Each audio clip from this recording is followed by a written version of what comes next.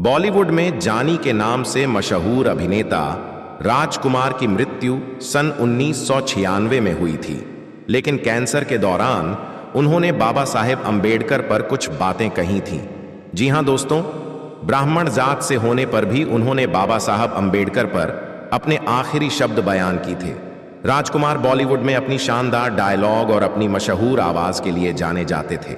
उन्होंने 90 के दशक में अपने कई फिल्मों में कार्य किया और फिर एक ऐसा दिन आया जब उन्होंने बाबा साहेब अंबेडकर पर खुलकर बोला। वह दिन राजकुमार के आखिरी दिन थे। उन्होंने बाबा साहब अंबेडकर पर बहुत ही अच्छे शब्द बयान किए थे। आखिर बाबा साहब पर क्या बोले थे? राजकुमार, जिसे सुनकर 90 के दशक में जातिवादी मानवादी लोगों के होश उड़ गए थे, तो जय भीम दोस्तों में रोजाना आप सभी लोगों के लिए बाबा साहब से जुड़ी छोटी बड़ी हर जानकारी की वीडियो लेकर आता रहता। अगर आप चैनल पर नए हैं, चैनल को अभी के अभी सब्सक्राइब करें। तो चलिए वीडियो को शुरू करते हैं। आज की कहानी आज के 40 साल पहले की है। जी हां दोस्तों, लेकिन साल भले ही कितने गुजर गए हों, लेकिन शब्द नहीं खत्म हो सकते। राजकुमार, जो कि 90 के दशक के एक सुपरस्टार बॉलीवुड अभिनेता थे, उनकी हर एक डायलॉग देश देश भर में प्रसिद्ध थी। सुपरस्टार बॉलीवुड अभिनेता का जन्म 1929 में हुआ था। इन्होंने स्टार्टिंग से ही एंटरटेनमेंट देना शुरू कर दिया था। उनके घर में पूरे 8 लोग थे, जिसके कारण यह हमेशा से ही खुश रहते थे। फिर इन्होंने अपने पढ़ाई की। हालांकि इन्होंने अपनी पढ़ाई पर ज्यादा ध्यान दिया था और मन लगाकर पढ़ाई की थी, लेकिन बाद में इन्होंने बॉलीवुड में कदम रखा। फिर जब वहीं पर इतना प्यार मिला और इतनी तरक्की हासिल कर ली, फिर पीछे मुड़कर कभी ना देखा। इन्होंने एक बार अपने भाषण में बाबा साहेब अंबेडकर के बारे में कहा था। इन्होंने बाबा साहब को अपना आदर्श मानते हुए कुछ टिप्पणी की थी।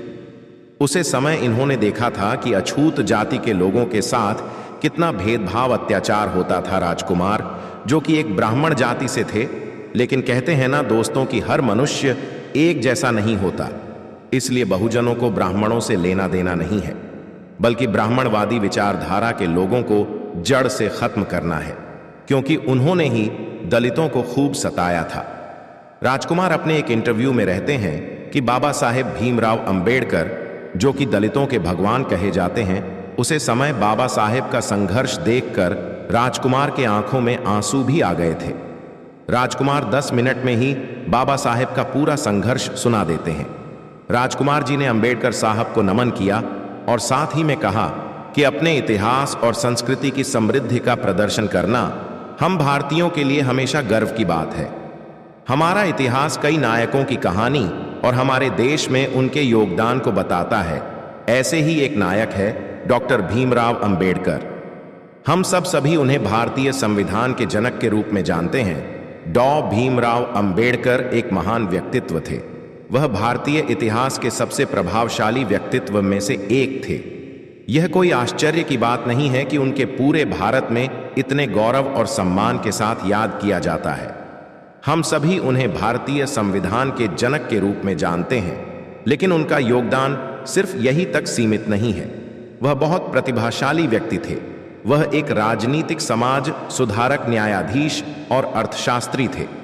उन्होंने सदैव भारतीय समाज में व्याप्त अन्याय के विरुद्ध संघर्ष किया। फिर दलितों के नेता थे। B.R. अंबेडकर एक बहुमुखी प्रतिभा के धनी व्यक्ति थे। वह एक राजनेता, एक वकील, एक अर्थशास्त्री और एक समाज सुधारक, सब कुछ में एक थे।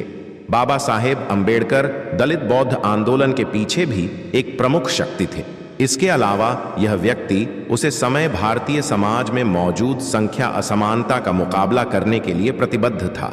बाबा साहेब अंबेडकर ने अन्याय के खिलाफ अपने संघर्ष के तहत अछूतों की ओर से एक अभियान चलाया। भारत की आजादी के बाद वह देश के पहले कानून एवं न्याय मंत्री बने। सबसे बढ़कर बाबा साहेब अंबेडकर भारत के संविधान के निर्माण में एक प्रमुख व्यक्ति थे। भारत में जातिवाद की समस्या से हम सभी परिचित हैं। 21वीं सदी में भी भारत में लोग जाति, रंग और लिंग के आधार पर दूसरों के साथ भेदभाव कर जारी रखते हैं। निश्चित रूप से 1930 और 1940 के दशक में स्थित कहीं अधिक बढ़कर थी। उसे समय लोग जातिवाद से इतने प्रभावित थे कि उन्होंने इसे आदर्श के रूप में स्वीकार कर लिया था। उसे समय सामान्य की अवधारणा लगभग अस्तित्वहीन थी। इसका एक कारण भारतीय सभ्यता की यह धारणा हो सकती है कि शासन श्रेष्ठ होते हैं और घरेलू कर्तव्य निभाने वाले निचली जाति के होते हैं। निचली जातियों से छोटे मोटे काम करने की अपेक्षा की जाती थी। शौचालय साफ करना, घरों की सफाई करना, पौधों को पानी देना और ऐसे अन्य कार्य भारत की आजादी के बाद भी यह मानसिकता कायम रही। बाबा साहेब को संविधान मसौदा समिति की अध्यक्षता करने का विशेष अधिकार दिया गया था। वह निसंदेह भारत के संविधान के निर्माता हैं। अंबेडकर की प्रतिभा भी भारत के संविधान को दुनिया के सर्वश्रेष्ठ संविधान में से एक बनती है। अंबेडकर ने एक पाठ का मसौदा भी तैयार किया जिसमें विभिन्न नागरिक स्वतंत्रता और अंधनिक सुरक्षा उपाय और गारंटी शामिल थी। बाबा साहेब अंबेडकर को भारत के सबसे महत्वपूर्ण व्यक्तित्व में से एक माना जाता है। इस महान भारतीय देशभक्ति का नाम इतिहास में और सभी भारतीयों के दिलों में हमेशा जीवित रहेगा। तो दोस्तों, आज की वीडियो में बस इतना ही। जय भीम, जय भारत, जय संविधान।